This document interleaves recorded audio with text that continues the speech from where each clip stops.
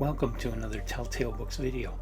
I'm Greg and I'm here for my July wrap-up and talk about where we're going to go for the month of August.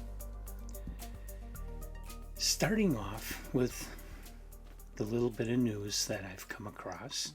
For a change, I'm not talking about anything to do with AI, at least not as far as I'm aware of. It seems like that's been dominating all of the news that I bring up in these for the last 2-3 months, and getting a little tired of it. But at least this month I haven't come across anything really new about AI. But I did come across something that relates to something that's been ongoing. As you may be aware already, all of the major print science fiction fantasy magazines, that's Analog Science Fiction and Fact, Asimov Science Fiction, and the Magazine of Fantasy and Science Fiction, along with the two major mystery magazines, Alfred Hitchcock's and Ellery Queen's, have been purchased by a new group that calls themselves Must Read Magazines. They have stated that they are very deep and long-time fans of the genre, and they want to do right by these magazines. They want to bring them back to their former glory. I've stated before that I think realistically you're never going to see those magazines take the position within the genre that they used to have, especially not analog. I mean, in the 1940s, Astounding was the magazine that every author wanted to be in, and authors went to other magazines only when they were rejected by John Campbell. And that was because Campbell was printing the very best science fiction of that time. He really was. The other magazines, they would occasionally have some really good stories, but for the most part, they were printing fiction that was below the standards that Campbell was setting. Now, it doesn't mean to say that we haven't progressed beyond what Campbell did, but in the 1940s, Astounding Science Fiction was the most literate magazine science fiction you could find. You might see that come back. It's not totally impossible, but I don't think we're really going to see that again. For too many years now, there's been too many other mediums coming into play, drawing viewers over there. And we have a situation where a lot of the younger readers grew up not on H.G. Wells and Isaac Asimov, but on Harry Potter and the Hunger Games, and that they want those big novels, they want those long series, they want that more in-depth world and more extended stay with the characters than what you can get in a magazine. Unless I still don't think you're ever going to see the kind of dominance of the field that the science fiction magazines used to have. So I think it's a mistake, and I'm sure they know all this stuff. I'm sure they are looking at all this stuff and making plans of exactly how to move to the future. But I think it would be a mistake to try to restore those magazines to what they once were, and instead focus on making them successful at what they can deliver in today's publishing world and today's genre. And that means they have to be different than they've ever been.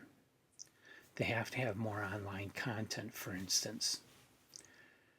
I do realize that this Must Read Magazine group, that they're intelligent people and they probably know all this. They don't really need me to tell them these things. But they've run into their very first big snag, and that's what the news story in this video is about. They released a revised contract sometime earlier this year. I don't know if it was a month ago, 2 months ago, exactly what the time frame is. But after they released this contract revision, immediately a number of groups, including the SFWA, came out and denounced it because of certain rights that they were demanding the authors give up in this contract. Principally, the right to movie rights, but only for 1 year. The right to sell it for movie rights. The magazine keeps it for 1 year, which means if Netflix wants to pick up somebody's short story for Black Mirror, the magazine will get the money, not the author. And the other thing they give up is something called moral rights, which is a little bit foggy exactly what that means, but the interpretations I have seen state that the magazines keep the right, because along with the movie rights, they have the rights to reproduce, to republish it in anthologies or whatever. And this moral rights clause gives them the right to change the stories without author approval. Now, I'm 100% behind this Must Read Magazines group being successful at revitalizing these magazines. I think to lose these magazines, you're going to lose a really, really great opportunity for young writers to get published. In the past, the traditional path for a writer has always been sell short stories to the magazines, and once they've built a bit of a name for themselves through the short stories, then they can land a novel contract with one of the paperback publishers, and Ace or Daw Books, or these days Bean Books or Tor Books. That has always been the path for the writer, because for the writer to just take their novel, for the writer to right away write a novel and take that to the publishers and try to sell it, generally has not worked, because they're too green. There's too many things that they don't know yet. And the magazines buying short stories have allowed these authors a place to grow and become more refined and become more professional, so that when they do take their novel to a publisher, they have something more publishable, and then they're more likely to get contracts with the publisher. Plus, if they already have an audience built through the magazines, the book publishers figure, well, there's that many people we can count on to buy this book, because they're all, the readers of Asimov's science fiction already love this author. The author has been appearing in high placement in the readers' polls for the science fiction magazines. Okay, so it's a foot in the door, basically, and a place where they can grow. And I think that's essential to really developing young authors to where they can handle something like a multi-volume series of thick fantasy epics. You can't write something like that out of the gate, at least not most people. So the magazines present a very good ground for that. But the Science Fiction Writers of America, and there was one other group, and specifically Christian Catherine Rush sent out her newsletter that are basically calling to boycott these magazines at a time when they're just getting off the ground, just trying to get going. Already, major authors are hitting them with a boycott because of the contract. Okay? Now, I'm all for author rights. I'm all for creators owning the rights to their work and being able to control what they sell when they're selling. They should be able to negotiate these contracts, especially the more successful writers that are the names that are bringing people into the issue.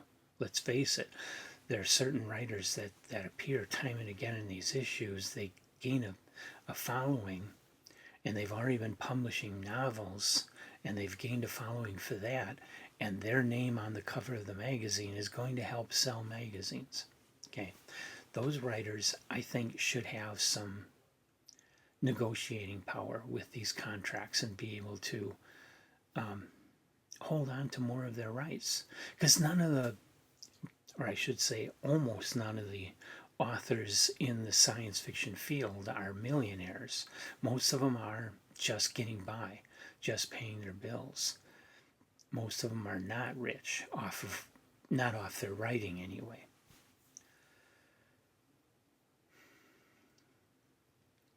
But on the other hand, if the magazines need this in order to get back to where they're in the black and operating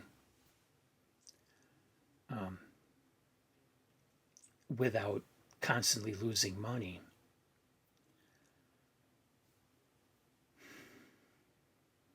then the writers should be a little more understanding about it. The writers should, not to say that the writers should just go, oh, well, I'll just give up all my rights in order to help this business to be profitable. No, not unless they're getting something back for it. It's a business. The writers need to get paid. And that's what you got to remember is this is a business. The writers are in it as a business, as at least a portion of their livelihood. They need to make the money too. And so they need to hang on to most of their rights. So where do I stand on this? I don't know. I do have the unique opportunity of knowing and having talked to a young author who is a family member and whose very first sale to Asimov's science fiction is going to appear this fall. I believe it's a September-October issue that it will be in. And I talked with her a little bit about this issue, and she said everything that the authors are complaining about in this contract is standard contract, because she did sell to other magazines as well. She said it's the same standard contract you get everywhere else. All the magazines have the same language in their contracts.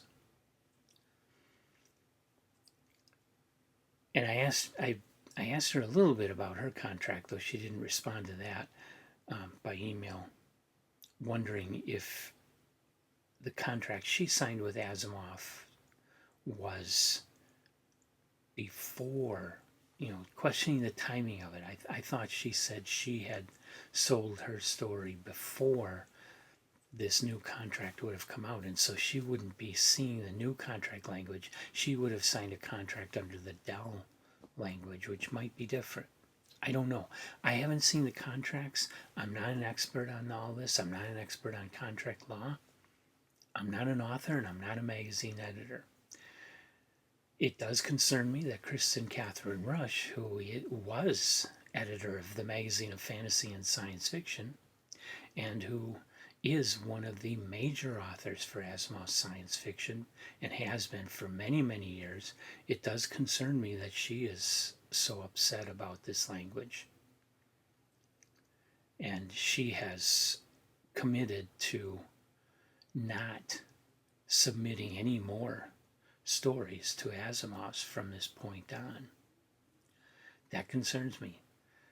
I think if the authors, if enough of them like Kristen Catherine Rush, if she's the only one, it's probably not going to kill them. But if enough other authors stand up and do this,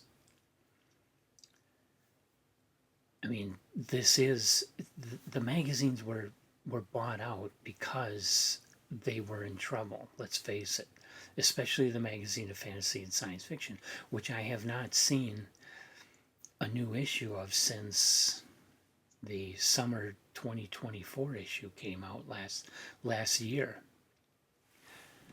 I have seen new issues of Analog and Asimov's from Must Read magazines. I've got the May-June 2025 issue, which I'm finally going to read. And this was their first issue of Analog. I also just received in the mail in the last few days the July-August issue of Analog and the July-August issue of Asimov's. This is my latest issue of Asimov's right here. My subscriptions to those two magazines are going to run out in the next month or two, and I do intend to resubscribe and keep my subscriptions going, because I do want these magazines to succeed. I do want to see things worked out. I want the magazines to work things out with the authors, and I want to see the magazines continue. I do believe in them. I do love them. I am really enjoying all the fiction I'm reading in them. I am enjoying the fiction that I've been reading in the past issues that I've been tracking down and purchasing and reading. And I want to keep that going. If I have any of the details of what's going on wrong, please understand. It's like I said before, I'm not a lawyer. I'm not an author. I'm not a magazine editor. I'm just a reader. I'm an innocent bystander here going, people are threatening the magazines I love. Something's got to be done about this, you know. I am concerned that it may be difficult to keep these magazines going. I am very concerned that even if this issue blows over quickly, that Must Read magazines may have a lot of challenges ahead of them, any one of which might cause the whole thing to fail. I'm very concerned about that. And I hope it doesn't happen. And I've actually thought, gee, I wish I had money to buy the magazines and keep them going. I don't have anywhere near the money I would need to do something like that. But, you know, it has been something that has crossed my mind at times, that it would be really nice if I could, because I do have ideas of what the magazines should do from here on out. I don't know if my ideas are any good, but I got ideas, I got thoughts, I got opinions. And I'm sure you do too. And wherever you stand on this issue, I hope we all will see things work out to continue the genres and continue receiving the great literature by awesome authors that we have been getting, no matter who's publishing it. That's all I have for news for this wrap. That's the big thing that's been going on. Like I say, the young author I know that I'm related to, she doesn't seem too concerned about these contracts. And she is committed to continuing. She said she actually prefers short fiction and wants to focus on short fiction. I'm happy to hear that. Though I think she's a talented enough writer that she should, you know, have a novel in the works as well. But it's great to hear someone saying that they believe in short fiction rather than what I always hear. Oh, I never read short stories. I never read collections. Okay, whatever. So that's the news with the magazines. It's a big hurdle. It's potentially a big hurdle for them to get past, and I'm hoping they do. I still stand behind these magazines and think that they should continue. So from there, let's talk about August. Let's look to the future, which is what I always prefer to do. And there's only one new book that I'm looking forward to. There's a lot of new books coming out. That's something, you know, I only talk about a couple in these videos usually. I do look through I do look through things on Locus. I look through the lists on Goodreads. I look through the lists on the ISFDB, looking to see interesting books that are going to be coming out new. And so many of what's coming out right now, I have to admit, so much of what's coming out right now is YA fantasy and romantasy, and I'm not really that interested in either of those. I like a little of it, but not a lot. And then there's lots of horror being published, which is cool, though I'm still feeling my way into horror. I'm still reading the big ones like Stephen King and Dean Koontz. I haven't gotten into all the lesser authors yet, so I don't know what's really good in those books. But I do love the books that Valancourt publishes. And I love that they've been reprinting a lot of Robert Bloch's books recently. A couple months ago, I bought Night of the Ripper, which was recently published by Valancourt Books, a nice hardcover edition with a beautiful illustration on the cover, and the volume they're coming out with in August, on August 5th, Strange Eons by Robert Bloch, again, has an awesome illustration on the cover. And it is a classic Robert Bloch book that they are reprinting. So that's the one I'm really looking forward to. So then what are we doing? For Telltale, we've got a lot of things coming up. My big read right now is Stephen King's The Stand, which I'm giving myself plenty of time to get through. I'm reading other things at the same time, short stories at the same time, but I am giving myself a lot of time with The Stand because it's going to be, I believe this is going to be the longest single novel I have ever read. So I'm giving myself time. We've been promising you When Women Were Dragons, that a video review of that will be coming up soon. Of course, I'm continuing to read Francis Stevens. My latest is The Citadel of Fear. I believe that's coming up in like a week. And after that is the short story Behind the Curtain. That's one that Emily and I did together. We also have a review of Annihilation coming up. And we're going to tackle The Taming of the Shrew by William Shakespeare. In addition to that, we've been doing some readings. We recently released The Flowering of the Strange Orchid, where we did a reading of the story and then we discussed the story afterward. We can only do that with public domain works. And of course, we prefer to keep them short because we would like to keep the video under an hour. So we prefer it to be something short like The Flowering of the Strange Orchid or like a poem. We do have more poetry we want to do. We do have, there's another H.G. Wells that I'm going to do alone in the Avu Observatory. I'm going to read that and then talk about it.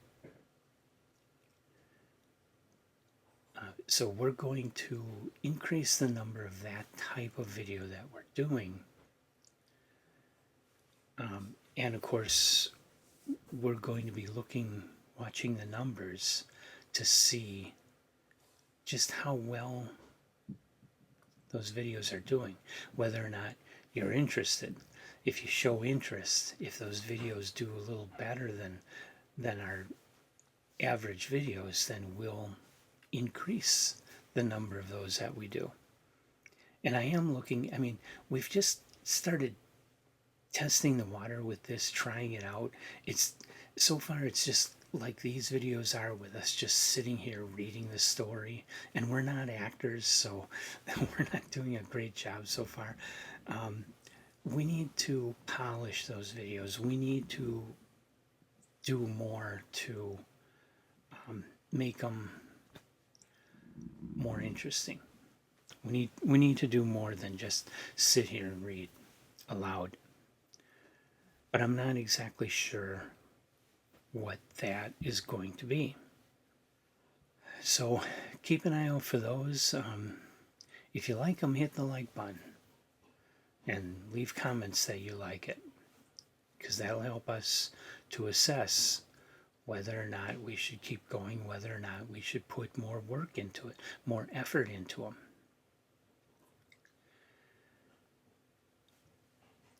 And the final thing that I have to talk about is we have 2 online bookstores selling used books, many of which come from our personal collections, books that we have decided to let go.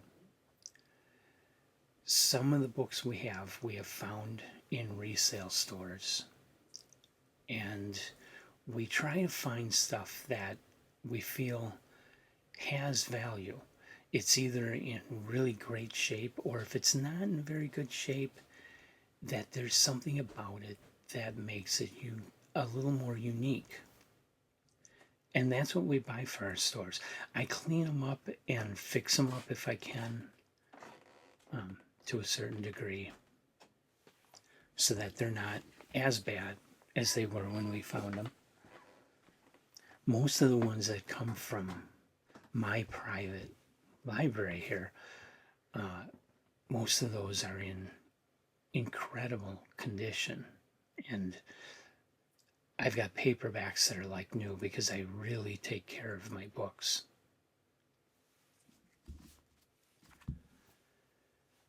So we have those 2 bookstores. One is an Etsy store, so if you go on Etsy and look for Telltale Books, you'll find us.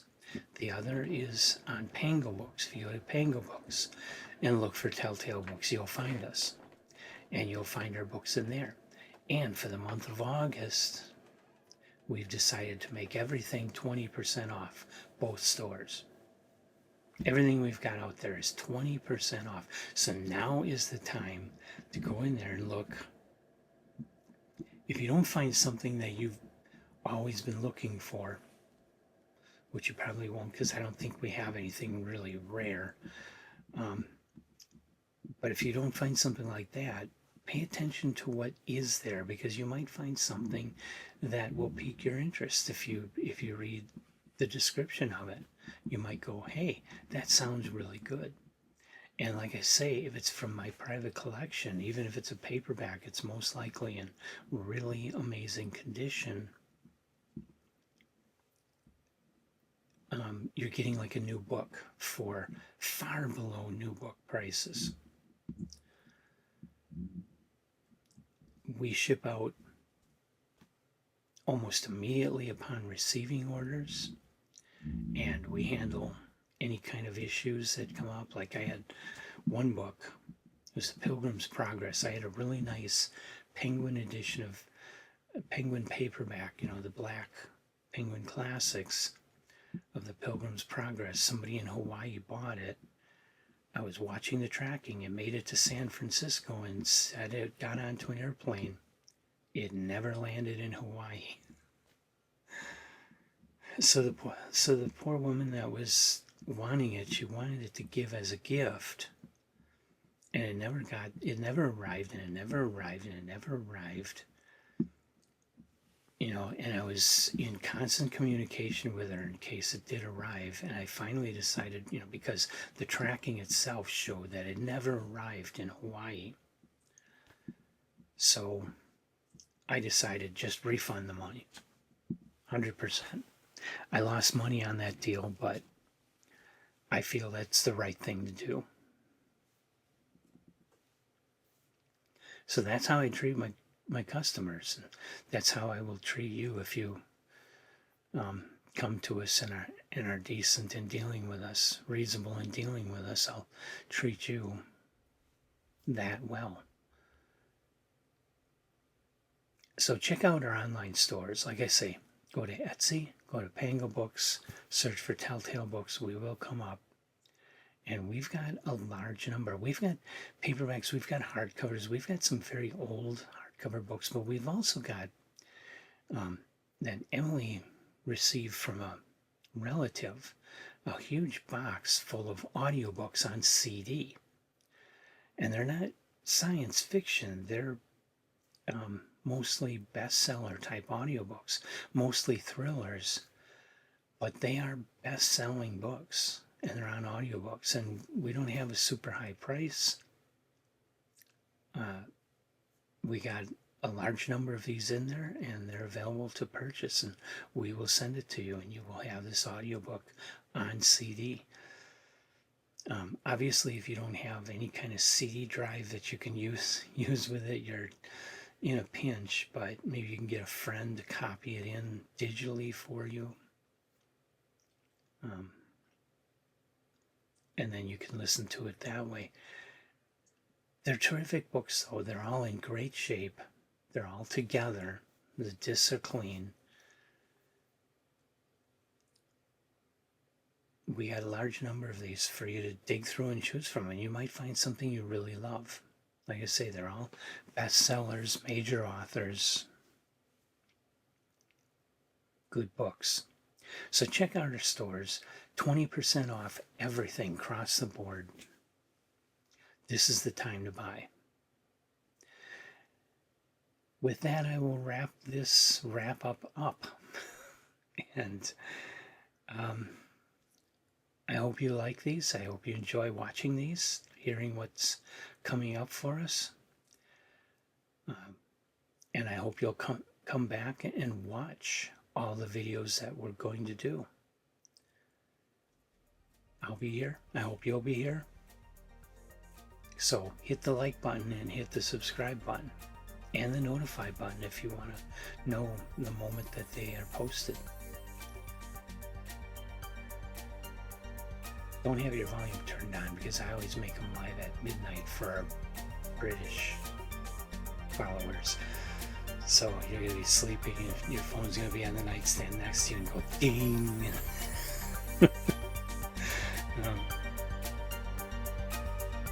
Anyway, I hope you'll join us.